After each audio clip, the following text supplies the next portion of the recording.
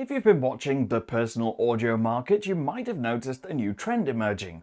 We're entering the era of open earbuds, in-ear headphones that sit inside your ear without entering or blocking your ear canal. Sony's Link Buds sort of did this, and Huawei's FreeClip does too, and even among those already launched before, none of them are quite like these. I'm Cam Bunton from Pocket-lint, and these are the Bose Ultra Open Earbuds, and if nothing else, they're fascinating.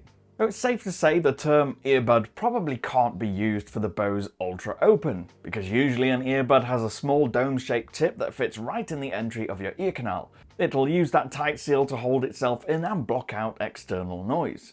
Think of this more as an ear cuff. It looks more like a fashion statement that wraps around your helix, like a piece of futuristic jewellery, and as unusual as it is, I actually grew to love the look, even if it does look like it actually belongs on the set of Blade Runner. Now the way it works, it has this cylindrical part attached to what I can only describe as a right-angled, paw-shaped element, using this weird springy rubber material. In its resting state, this flexible part naturally wants to coil itself up, a bit like a snap band, and so that provides just enough resistance to keep the cuff securely attached to your ear. And it shouldn't matter too much how big or small your ears are.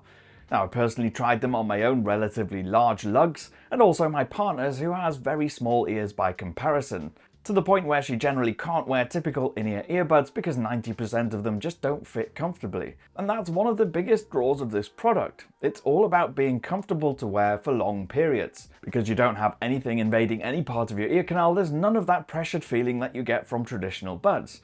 And it's a secure fit, at least during the first couple of weeks of testing. I do wonder how long that flexible part will retain its peak elasticity for, and whether that's something that reduces over time due to the materials used, but while the Ultra Open is comfortable to wear, I was always aware of them. I could constantly feel them gripping onto my ears, and because it's a new form factor, it does take a little while to get used to how they should fit in the ear and resist the urge to try and move them. The other benefit of this type of fit is that it means you can be constantly aware of what's going on around you. I'll talk more about the sound quality later, but this earphone is basically anti-noise cancelling, and it's made that way on purpose. So it's definitely not the earphone for commuters and travellers who want to block out noises of train and plane engines or busy station platforms. Now, it's a great pair of personal buds for use in the office or working from home, or as I found, while cooking.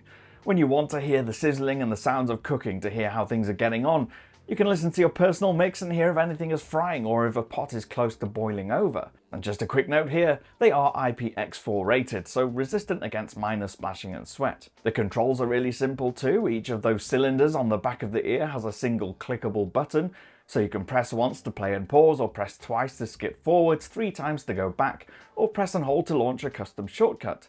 By default, both of these earbuds are set to switch between listening modes when you press and hold the button, but you can have each bud set to a different shortcut. So for instance, you could have your right bud launch your phone's assistant, and the left switch immersive mode on or off. And that leads us nicely on to the actual sound. And I won't lie, I was pretty surprised how good it was considering the style of the earbuds. Not having a bud right in the ear canal or even close to it, you'd think it would be quite empty and timid, but it wasn't at all. In fact, it was loud and full enough, even at half volume, that I had to turn it down or pause the music to hear what a person right next to me was telling me. It was also full enough that you can comfortably hear it over loud traffic noise. Now, I will caveat that with saying that getting the right angle and fit on the Ultra Open is key to getting the best sound. Initially, I felt I'd have to do some micro adjustments to the grip and angle in order to get the best, fullest sound available, but once you find that sweet spot, it's great. Regardless, the audio profile is surprisingly accomplished for this relatively new earphone form factor. It manages to sound like that classic Bose sound, which is well balanced and full, with enough presence from the bass, low and mid frequencies to add scale to the music you're listening to. Now, the bass isn't super heavy, so bass heads might want to look elsewhere, but I certainly found there was enough of it to make listening to all manner of tracks really pleasant. And when you add the little precise splashes of background instruments like plucked guitar strings or ghost notes on a snare drum, you get this sense that you're hearing all the elements of any track pretty clearly, at least in a quiet environment. Now, I will say the sound isn't quite as tight and precise and clean as I've heard from some traditional in-ear buds, especially high quality ones like Shure's. But it's still a great listen. And one feature that I expected to be a bit of a gimmick that actually added an extra dimension was Immersive mode. Think of this as a sort of virtual spatial audio feature. Instead of having a two-dimensional mix where sound is coming from left and right, it pushes the sound wider and forwards, making it feel a bit more spacious. To my ears, this mode sounded much better than the default, and you can have that immersive feature set to feel like it's staying in the same place as you rotate your head, or can have it move with you. In stationary settings, like at your desk, you might want the former. For times when you're walking around, you might decide it's better to keep it moving with you, so the direction doesn't get confused by all your movement. So far it sounds pretty positive, but there were a few negatives I experienced, and most of those come down to performance. It wasn't a perfect experience, and I think there are some performance improvements that need to be made. With no music playing or with quiet, sparse songs with lots of space in them, I found I could hear a permanent quiet hissing noise.